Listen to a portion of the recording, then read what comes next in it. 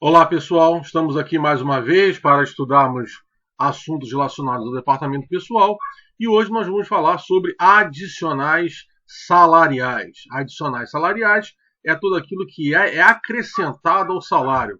Olha só o conceito. Adicional é o acréscimo salarial devido ao trabalhador que labora em condições mais gravosas, ou seja, em condições ou horários considerados fora da normalidade e que podem prejudicar, de alguma forma, a integridade física e mental de quem o presta, de quem trabalha.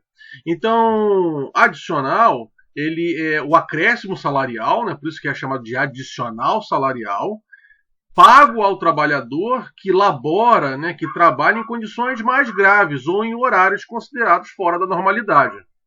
Nós vamos aqui estudar 6 tipos de adicionais.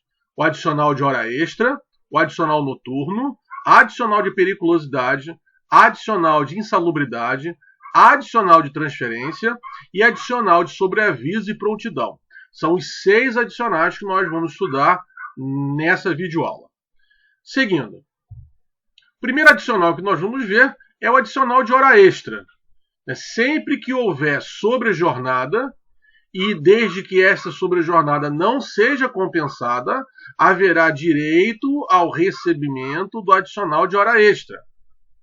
Existem 2 tipos de hora extra. Então, olha só o que eu quero destacar aqui. Toda vez que houver sobrejornada e essa sobrejornada não for compensada, então observe a condição para haver pagamento de hora extra. Para ter pagamento de hora extra, adicional de hora extra, tem que ter uma sobrejornada, é a primeira condição, tem que haver sobrejornada, e essa sobrejornada não foi compensada. Então, havendo sobrejornada e essa sobrejornada não sendo compensada, né, o excedente, né, a sobrejornada tem que ser paga a título de hora extra. E ela é classificada de 2 formas, né? Letra A, hora extra com acréscimo de 50%, e letra B, hora extra com acréscimo de 50%. A letra A, né, hora extra com acréscimo de 50%, é aquela hora extra realizada em qualquer dia, sem ser domingo ou feriado. Então, se a sobrejornada acontecer em qualquer dia da semana que não seja domingo ou feriado, o acréscimo do adicional de hora extra será de 50%. Já se a hora extra for realizada aos domingos ou feriados, o acréscimo será de 100% o valor da hora. Por exemplo, imagine que a hora normal de alguém seja R$10. Se ele fizer uma hora extra num dia que não seja domingo ou feriado, ele vai receber pela hora não apenas R$10, mas R$10 mais 50% de R$10. Então ele vai receber 10 mais 5, vai receber igual a R$15 por hora extra. Agora, se essa hora extra for realizada num domingo ou num feriado, ele vai receber o dobro, é 100%. Então, se a hora dele é R$10, ele vai receber 10 mais 10, total de R$20 por hora. Se esta hora for realizada, essa hora extra for realizada aos domingos e feriados. Então, são 2 tipos, né? 50% e 100%. Uma observação importante que eu coloco no final aí. Ressalva-se que, em determinadas categorias profissionais, os empregados logram maiores percentuais sobre as horas, mediante normas coletivas ou sentenças normativas.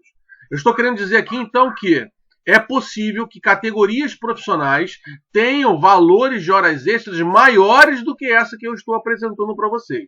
O que não pode ser é menor.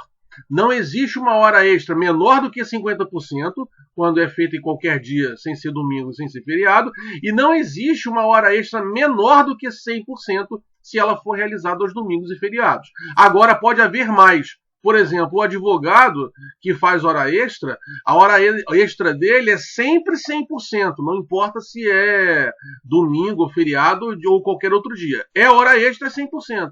Né? Existem outras categorias profissionais que também tratam sobre o aumento no valor do percentual da hora extra.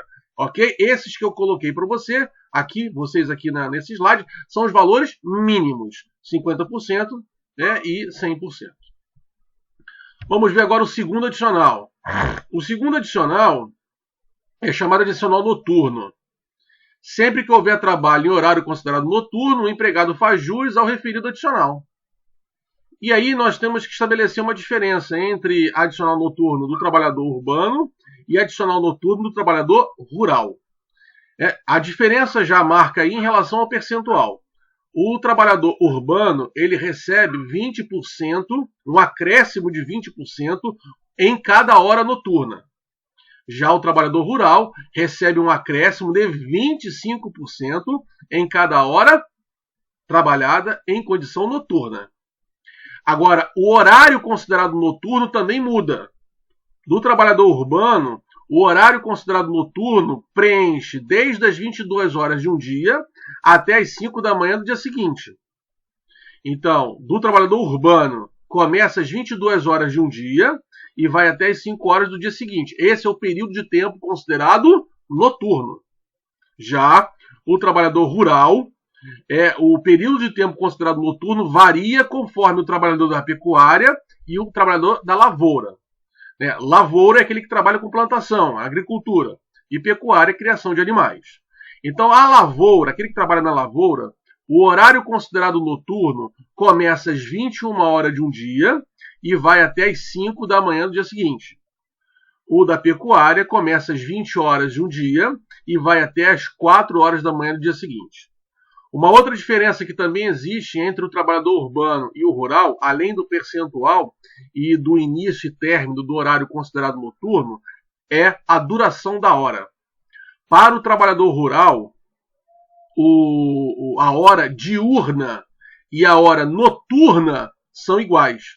A hora diurna tem 60 minutos e a hora noturna tem 60 minutos também. Já para o trabalhador urbano, a hora diurna e a hora noturna têm tempos diferentes. A hora diurna tem 60 minutos e a hora noturna tem 52 minutos e 30 segundos. Então, a cada 52 minutos e 30 segundos, nós temos uma hora noturna. Essa hora é chamada de hora ficta. Eu até trago uma observação para falar sobre isso aqui. Depois eu mostro aquela foto, né? Olha a observação. O horário noturno do empregado urbano é composto da chamada hora ficta. O que é a hora ficta?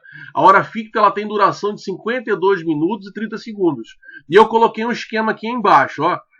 Das 22 horas de um dia até as 5 horas da manhã do dia seguinte, se nós formos contar no relógio, nós teremos 7 horas.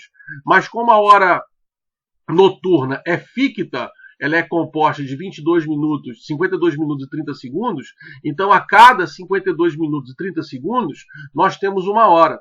Então eu coloquei aqui no esquema quando começa e quando termina as horas. Por exemplo, a primeira hora começa às 22 horas e termina 22 horas, 52 minutos e 30 segundos. E aí, sucessivamente. Depois, com calma, vocês podem analisar isso e, importante deixarem isso guardado, que vai servir como consulta, né? Aí que mostra o início e o final de cada hora. O que você precisa entender é que a cada 52 minutos e 30 segundos nós temos uma hora noturna. Isso só vale para o adicional noturno do empregado urbano. Eu disse no início que o adicional noturno, o adicional é pago toda vez que o empregado trabalhar, laborar em condições mais gravosas. Por exemplo, o trabalho noturno é uma condição mais gravosa porque pode causar alguns problemas no empregado, como, por exemplo, irritabilidade, predisposição à depressão, sensação de cansaço permanente, perda da vitalidade, interesse pelo trabalho, fadiga, acompanhamento de perda de apetite, perturbações, perdas de sono, problemas digestivos. Isso aqui é só para citar alguns agravamentos que o trabalhador noturno tem. Então, logo, ele merece receber um adicional noturno em razão da situação mais gravosa que ele tem. Enquanto a maioria está indo trabalhar, ele está indo dormir. E quando ele vai trabalhar à noite, enquanto a maioria trabalha de dia. Então, o fato de trabalhar à noite, aí nós vimos aí o segurança, o vigilante, aquele que trabalha na portaria, muitos são os trabalhadores noturnos, né? Então, esses trabalhadores noturnos, se for um trabalhador urbano, vai receber 20% de adicional em cada hora, e o rural recebe 25% de adicional em cada hora. Vamos então agora ao terceiro adicional, né? Adicional de periculosidade.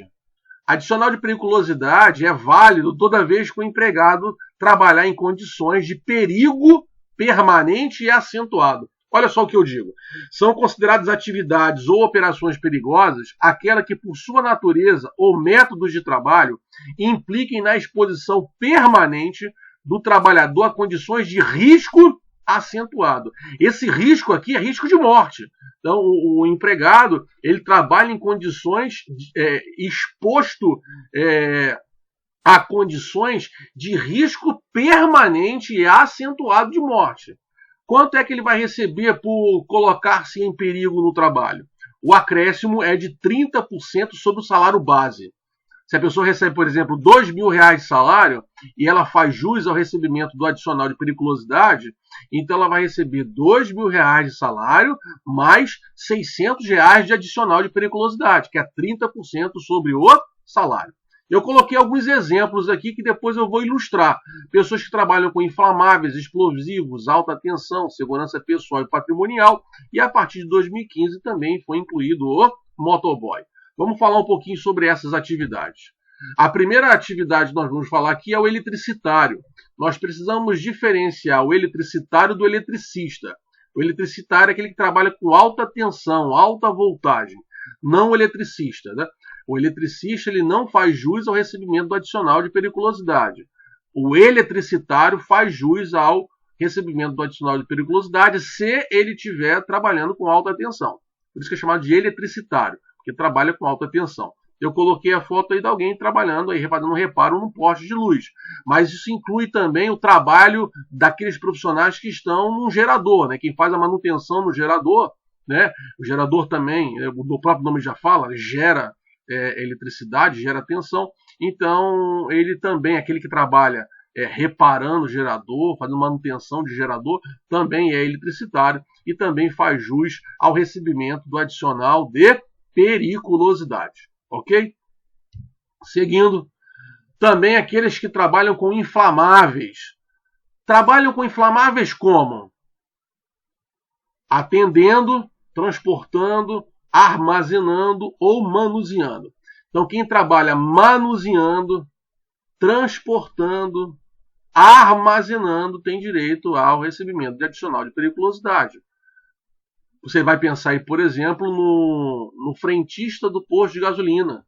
Ele trabalha manuseando inflamável, né? O motorista que carrega aqueles caminhões-tanque, transporta material inflamável. O depósito, onde tem galões, né, com combustível, por exemplo, né? Então, qualquer tipo de material inflamável, aquele que transporta, armazena ou manuseia, faz jus ao recebimento do adicional de periculosidade. Em alguns casos, basta a pessoa trabalhar no mesmo ambiente.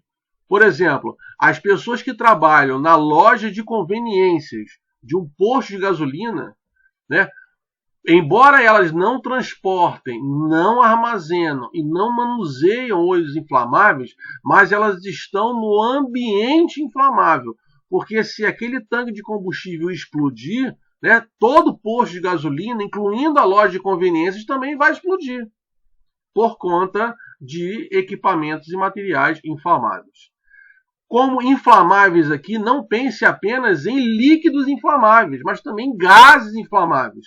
Por exemplo, né, o botijão de gás, né, aqueles que trabalham manuseando, transportando e armazenando o botijão de gás, também devem receber o adicional de periculosidade, porque trabalham com equipamento, com material altamente inflamável. Aqueles que transportam também cilindros de oxigênio, né? Oxigênio é um gás altamente inflamável. Então não pensem apenas em líquidos inflamáveis, mas pense também em gases inflamáveis. Então trabalhou transportando, manuseando, armazenando inflamáveis, faz jus ao recebimento do adicional. Se a pessoa trabalha no ambiente, embora ela não transporte, não armazene e não manuseie inflamáveis, mas trabalha no mesmo ambiente que outras pessoas fazem isso, ela tem direito também de receber o adicional de periculosidade em razão do perigo que ela está se colocando. Agora, os explosivos, né? Os explosivos tradicionais, né, como dinamite, bombas, mas eu também coloquei aqui o fogo de artifício. Então, mesma questão do anterior, né? Quem trabalha manuseando, transportando, armazenando, ou, embora não faça isso, mas esteja no mesmo ambiente onde há explosivos, a pessoa também faz jus ao recebimento do adicional de periculosidade. Inclusive fábricas de fogos de artifício, porque os fogos de artifício são explosivos, né? São explosivos bonitos, né? Que soltam luzes lá, mas são explosivos. E por serem explosivos, aquele que trabalha vendendo, transportando, armazenando, manuseando ou no ambiente onde se fabrica, armazena, se transporta explosivos e fogos de artifício, também fazem jus ao recebimento do adicional de periculosidade. Seguindo, o próximo aqui é o segurança pessoal e patrimonial. Segurança pessoal é que protege a pessoa. Segurança patrimonial é aquele que protege o dinheiro, protege a coisa. Por exemplo, segurança patrimonial, nós podemos citar aí o vigilante do banco, vigilante bancário, aquele vigilante lá, ele é um segurança patrimonial, né? Por exemplo. E o segurança pessoal é o famoso guarda-costas, né? Então, segurança pessoal e segurança patrimonial, né? Eles fazem jus ao recebimento de adicional de periculosidade, que colocam a sua vida em risco para proteger alguma coisa ou para proteger alguém. Também recebem o adicional de 30%. Não confunda vigilante com vigia. O vigia está ali apenas para olhar. Agora, o vigilante ele deve reagir caso ocorra algum sinistro. Então, aconteceu algum sinistro, o vigilante ele é pago para reagir. Ele tem que reagir. Já o vigia não, está ali só para olhar. Então, não confunda vigia com vigilante. O vigilante, né, ele faz parte da segurança patrimonial e pessoal. Então, o vigilante faz jus ao recebimento do adicional de periculosidade. O vigia, não. E de 2015 para cá foi incluído o motoboy como atividade perigosa. Então, o motoboy também faz jus ao recebimento do adicional de periculosidade, né? O ciclista não. Então, por exemplo, o entregador, o motoboy que entrega remédio na farmácia, o motoboy que entrega pizza. Agora, então, tem muitos deliveries, né? Em razão da pandemia, está tendo muito delivery, né? Então, todos esses motoboys que trabalham em delivery, todos eles têm o direito de receber adicional de periculosidade, porque desenvolve uma atividade considerada perigosa desde 2015 para cá. Então, já há 5 anos, antes de 2015 não, mas de 2015 para cá, foi uma conquista da categoria ser considerada atividade perigosa, atividade do motoboy. Então, também é merecedor de receber o adicional de periculosidade no percentual de 30% sobre o seu salário. Finalizamos aqui, então, a periculosidade. Vamos falar sobre o quarto tipo de adicional, que é adicional de insalubridade. Diferente do adicional de periculosidade, adicional de insalubridade é toda vez que a pessoa trabalha num ambiente onde ela coloca em risco a sua saúde, por estar exposta ao agente nocivo à saúde. Olha só o que eu digo. São consideradas insalubres as atividades que, por sua natureza, condições ou métodos de trabalho, expõem o empregado a agentes nocivos à saúde. Ou seja, o empregado está exposto a alguma coisa prejudicial à sua saúde. Nós vamos chamar aqui de agentes nocivos. Então, agente nocivo é qualquer coisa que possa prejudicar a saúde do trabalhador, acima dos limites e tolerâncias fixados em razão da natureza e da intensidade do agente e o tempo de exposição aos seus efeitos. Os agentes nocivos, eles são classificados em 3 categorias. agentes nocivos físicos, agentes nocivos biológicos e agentes nocivos químicos. Agente nocivo físico é algo da natureza, né? Fumaça, temperatura, pressão, som.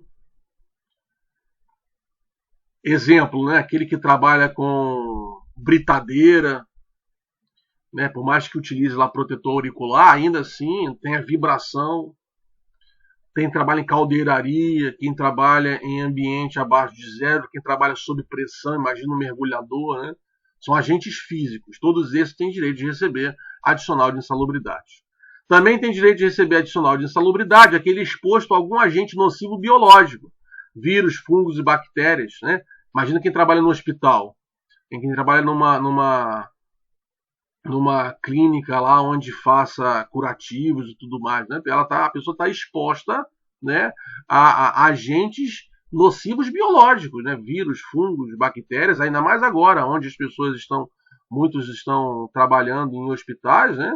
E tem aí a possibilidade de pegar o coronavírus, né? Porque a pessoa que está no hospital está mais exposta a isso, né?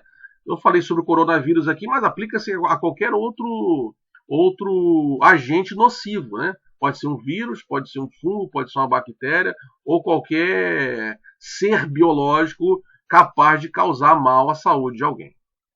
E também tem agentes químicos, né? Como cola concentrada, tinta concentrada, produtos químicos concentrados, né? Imagina a fábrica desse tipo de coisa, né? Que a pessoa que trabalha exposta a esses tipos de agentes nocivos, né? O amianto, por exemplo, né? Só para citar outro exemplo, então, pessoas que trabalham expostos a agentes nocivos, sejam eles físicos, biológicos e químicos, fazem jus ao recebimento do adicional de insalubridade. Uma observação importante é que o adicional de insalubridade ele possui 3 graus e só é definido após perícia do expert, só após perícia de especialista. Então, para dizer se aquele ambiente está ou não insalubre, apenas o médico e engenheiro de segurança do trabalho e medicina do trabalho são capazes de dizer, em primeiro lugar, se o ambiente de trabalho é insalubre ou não, e se for insalubre, qual é o grau de insalubridade. Porque a insalubridade tem 3 graus, grau mínimo, grau médio e grau máximo. O grau máximo de insalubridade, o empregado tem direito de receber 40% sobre o salário mínimo. Observe que não é sobre o salário que o empregado recebe, sim 40% sobre o salário mínimo. Letra B, né, é o grau de insalubridade médio, aonde o empregado tem direito de receber 20% sobre o salário mínimo. E a letra C é o adicional de insalubridade, a insalubridade em grau mínimo, aonde o adicional pago é de 10%. Então, o perito ele vai verificar se o ambiente de trabalho é um ambiente insalubre e, se for insalubre, qual é o grau da insalubridade, mínimo, médio ou máximo, para justificar o pagamento de 10%, 20% ou 40%, respectivamente. Precisamos, então, estabelecer uma diferença entre periculosidade e insalubridade. Né? A periculosidade, a pessoa ela trabalha em atividade de alto risco para a sua vida, né? Tem alto risco de morte. A insalubridade, a pessoa trabalha exposto a algum agente nocivo, prejudicial à sua saúde. No adicional de periculosidade não existe grau, o adicional é único e é de 30%. Na insalubridade existem 3 graus, mínimo, médio e máximo, e os percentuais variam conforme o grau. Mínimo é 10%, médio é 20% e o máximo 40%. Na periculosidade é 30% sobre o salário base. Isso na periculosidade. Na insalubridade o percentual 10, 20 ou 40% é sobre o salário mínimo. Então a base de cálculo muda. O adicional de periculosidade é pago sobre o salário base e o adicional de insalubridade é pago em cima do salário mínimo. Né? É possível que seja pago também em cima do piso salarial ou convenção social, mas a regra está mais para salário mínimo. Então estabelecemos aqui a diferença entre o adicional de periculosidade e adicional de insalubridade. Seguindo. O quinto adicional que nós vamos analisar agora é o adicional de transferência. E a transferência pode ser temporária ou permanente. Na transferência temporária, o empregado recebe 25% de acréscimo ao salário, toda vez que o empregado for deslocado provisoriamente para um local diverso do seu contrato de trabalho e que não seja no mesmo centro comercial. Então, toda vez que a pessoa for deslocada provisoriamente do local do seu contrato de trabalho para um outro local fora da metrópole, né, por assim dizer, ela tem o direito de receber 25% a mais do seu salário. A pessoa recebe R$1.000 de salário, então vai receber 1.250, 25% a mais, enquanto durar a transferência provisória. Então, se a pessoa ficar provisoriamente 2 meses, então durante 2 meses vai receber esse valor. Se vai ficar 3 meses, durante 3 meses vai receber esse valor. Agora, a transferência também pode ser permanente. Na transferência permanente, não há pagamento de adicional, pois ela geralmente ocorre em razão de uma promoção no emprego. Então, geralmente, a pessoa, quando é transferida de forma permanente, é porque ela foi promovida.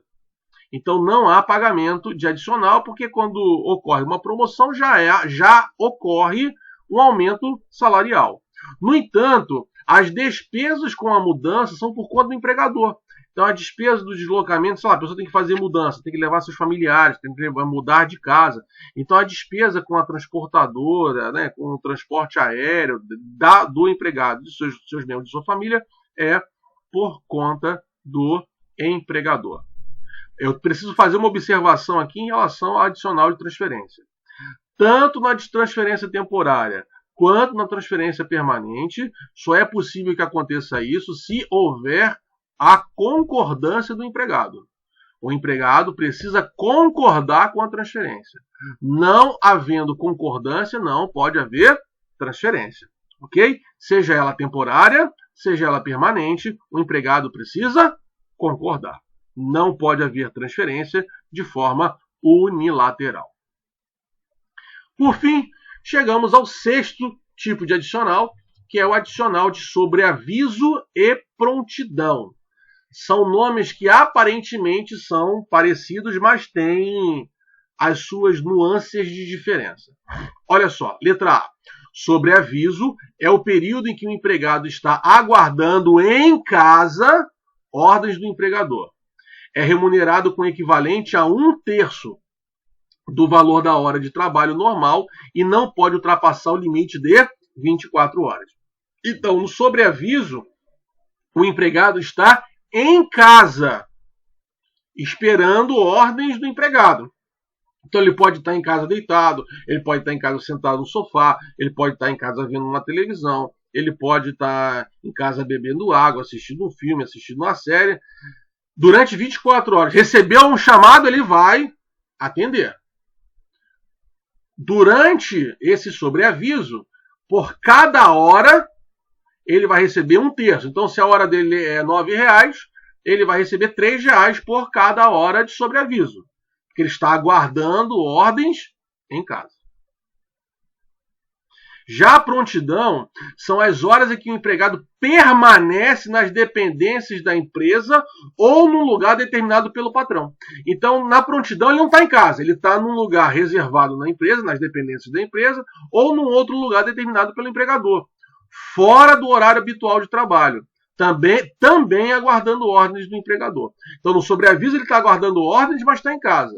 Na prontidão, ele está aguardando ordem, mas ele está na empresa ou no local determinado pelo seu empregador. Qual é a diferença da remuneração? No sobreaviso é 1/3 o valor da hora. Na prontidão são 2/3 o valor da hora. O sobreaviso ele não pode ultrapassar o limite de 24 horas. Já a prontidão não pode ultrapassar o limite de 12 horas. Então são adicionais parecidos, mas têm as suas diferenças. O lugar onde a pessoa espera, o tempo que pode esperar e a remuneração. Nas duas situações, o empregado está esperando ordens do empregador. No sobreaviso está esperando ordens em casa, na prontidão está esperando as ordens na empresa ou num local determinado pelo seu empregador. No sobreaviso, a remuneração é de 1/3, na prontidão a remuneração é de 2/3. No sobreaviso o limite é de 24 horas, na prontidão o limite é de 12 horas. Eu também coloquei aqui um esquema, né, de forma resumida, que fala sobre os adicionais, né, salariais que todo empregado tem direito: hora extra, sobreaviso, noturno, periculosidade, insalubridade e transferência, né? Eu coloquei aqui de forma resumida uma tabelinha aqui para que vocês possam, um gráfico, né, uma tabela para que vocês possam ter de forma resumida os adicionais salariais. Bem, espero que todo mundo tenha gostado dessa videoaula e até a próxima, pessoal. Até mais. Tchau, tchau.